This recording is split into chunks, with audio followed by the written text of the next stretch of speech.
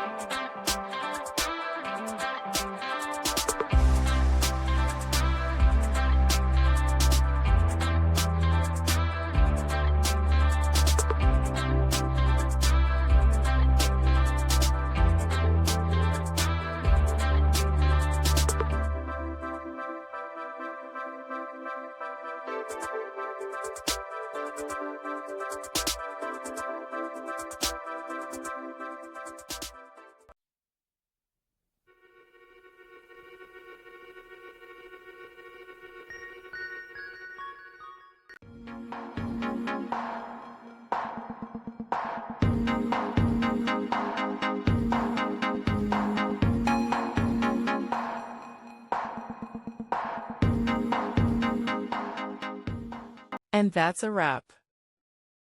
I hope you found the answer you were looking for. If you did, take a second to hit that subscribe button. It really helps out. And let me know in the comments which solution worked best for you. See you next time in the debug zone.